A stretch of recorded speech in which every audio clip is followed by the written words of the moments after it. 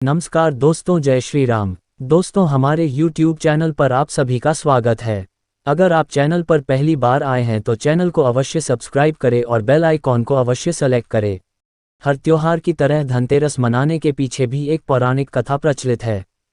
हिंदू धर्मग्रंथों के मुताबिक जब क्षीरसागर का मंथन हो रहा था तो धन्वंतरी अमृत का घड़ा लेकर प्रकट हुए थे।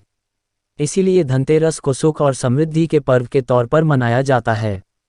शास्त्रों के अनुसार समुद्र मंथन के दौरान त्रयोदशी के दिन भगवान धन्वंतरी प्रकट हुए थे, इसलिए इस दिन को धन त्रयोदशी कहा जाता है। धनतेरस इस बार 10 नवंबर को है। इस दिन खरीदारी का खास महत्व है।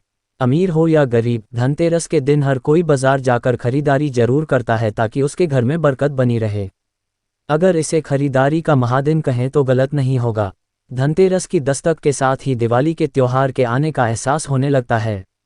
ऐसी मान्यता है कि धनतेरस के शुभ दिन पर सोना, चांदी और बर्तन खरीदने से पूरे साल संपन्नता बनी रहती है। धनतेरस पर आपको क्या खरीदना चाहिए, ये तो आपको पता ही होगा, लेकिन इस दिन किन चीज़ों को खरीदने से बचना चाहिए, इस बारे में हम आपको बताएंगे। मान्यता के मुताबिक अगर आप धनतेरस के दिन आप इन चीज़ों को खरीदते हैं तो इससे सौभाग्य के बजाय घर में दुर्भाग्य आता है। मान्यता के मुताबिक धनतेरस के दिन लोहे की बनी हुई चीज़ें घर में नहीं लानी चाहिए।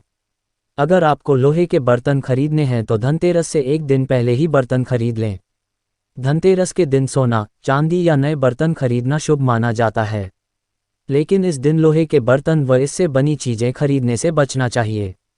धनतेरस पर अधिकतर लोग स्टील के बर्तन खरीदते हैं, लेकिन स्टील भी लोहे का ही एक रूप है, इसलिए धनतेरस के दिन स्टील के बर्तन नहीं खरीदने की सलाह दी जाती है। स्टील व लोहे के अलावा कांच के बर्तन भी खरीदने से बचना चाहिए। वैसे ये तो सच्चाई है कि दुकान से आपको कोई अनाज भरकर आपको बर्तन नहीं बेचने जा रहा है, इसलिए कोशिश करें कि घर में बर्तन लाने से पहले इसे पानी या किसी दूसरी चीज़ से भर लें। धनतेरस पर बर्तन खरीदने की परंपरा काफ़ी समय से चली आ रही है। स्टील भी लोहा का ही दूसरा रूप है, इसलिए कहा जाता है कि स्टील के बर्तन भी धनतेरस के दिन नहीं खरीदने चाहिए। स्टील के बजाय कॉपर या ब्रॉन्ज के बर्तन खरीदे जाने चाहिए।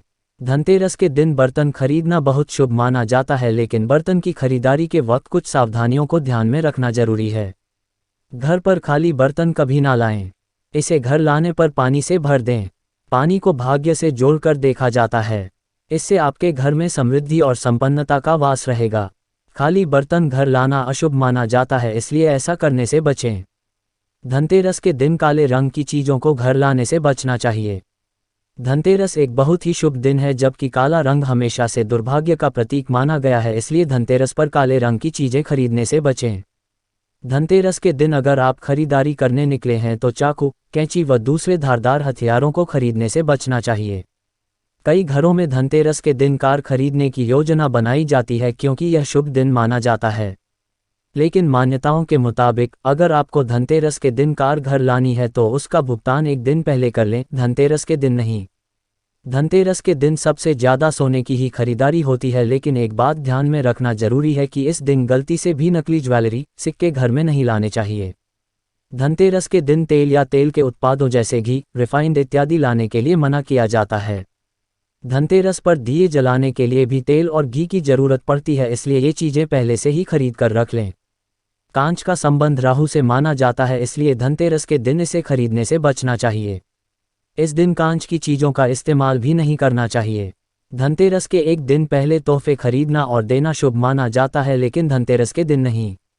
इसके पीछे तर्क ये दिया जाता है कि किसी को तोहफा देने का मतलब है कि आप अपने घर से रुपए खर्च कर रहे हैं, यानी धनतेरस के दिन अपने घर से लक्ष्मी को दूसरी जगह भेजना अशुभ माना जाता है।